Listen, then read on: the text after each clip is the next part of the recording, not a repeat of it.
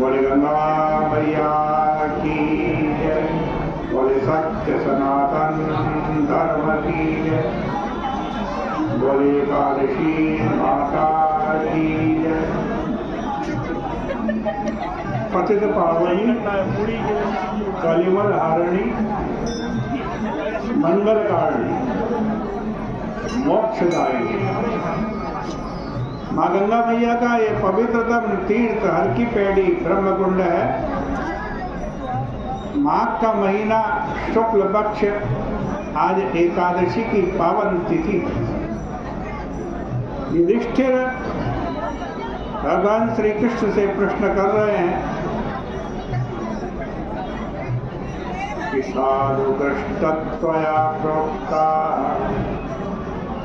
आदिदेव जगत्पते स्वेदजा अंडजाश्चैव उद्भिजाश्च जरायुजा तेषां कर्ता विकर्ता च बालकः क्षयकारकः। हे गोविंद, हे आदिदेव, हे जगतपते, हे कृष्ण। स्वेदज, स्वेदज माने पसीने से उत्पन्न होने वाले जीव। अंडज, अंडज माने अंडे से पैदा होने वाले जीव। उद्भिज, उद्भिज माने पृथ्वी को फोड़ करके उत्पन्न होने वाले जो पौधे, वो भी जीव हैं। और जरायुज, जरायुज माने माता के गर्भ से उत्पन्न होने वाले जो जीव हैं। ये 4 प्रकार के जीव कहेंगे। इनको पैदा करने वाले, इनका पालन करने वाले और नाश करने वाले आप ही हैं। माघ कृष्ण की जो षटशिला एकादशी है वह आपने अच्छी तरह वर्णन की। अब कृपा करके माघ शुक्ल एकादशी का वर्णन कीजिए। उसका क्या नाम है, उसकी विधि क्या है, उसमें किस देवता का पूजन किया जाता है। श्री कृष्ण बोले, हे राजेंद्र, माघ शुक्ल में जया नाम की एकादशी प्रसिद्ध है। वह सब पापों को दूर करने वाली है। उसे मैं कहूँगा, यह पवित्र एकादशी सब पाप और पिशाच योनि को नष्ट करने वाली।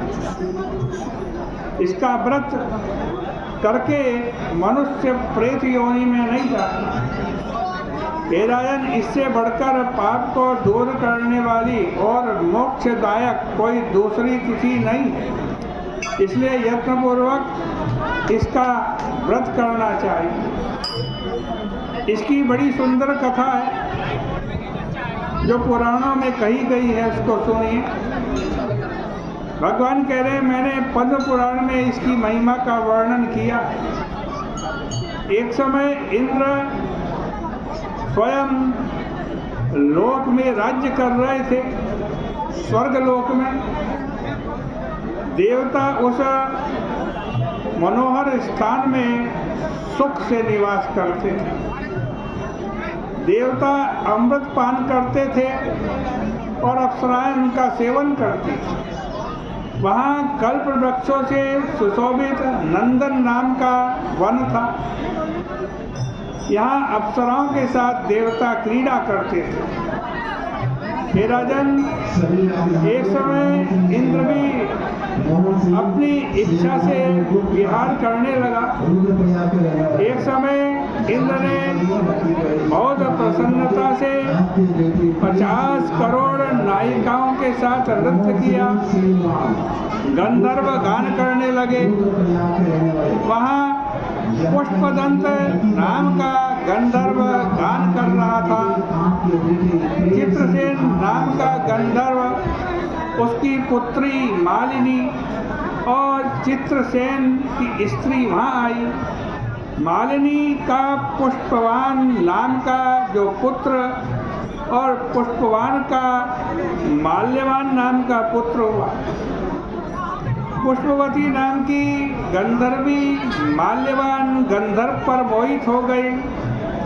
कामदेव के पहने बाणों से आज उसका शरीर घायल हो गया।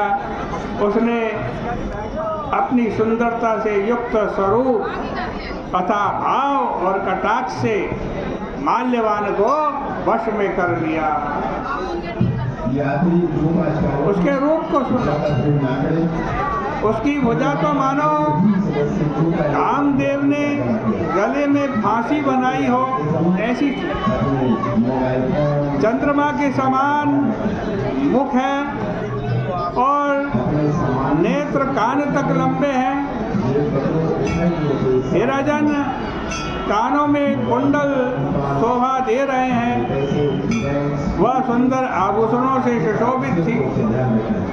शंख के समान उसका कंठ था। कठोर और ऊंचे स्तन, मुट्ठी के प्रमाण की पतली कमर थी। उसके बड़े नितंब थे। लाल कमल के समान वो शोभायमान थी। ऐसी पुष्पवती पर माल्यवान भी मोहित हो गया। इंद्र को प्रसन्न करने के लिए, नृत्य के लिए ये दोनों आए थे। अप्सराओं के साथ गान करने लगे। मोहित होने के कारण उनका चित्त डामाडाल हो गया। आज कहते हैं इससे शुद्ध गायन नहीं हो पाया। आज कहते परस्पर में दोनों की दृष्टि बंध गई। इस प्रकार दोनों कामदेव के वशीभूत हो गए और राग की गति बिगड़ने लगी। तो इंद्र इन दोनों की मन की बात को जान गया।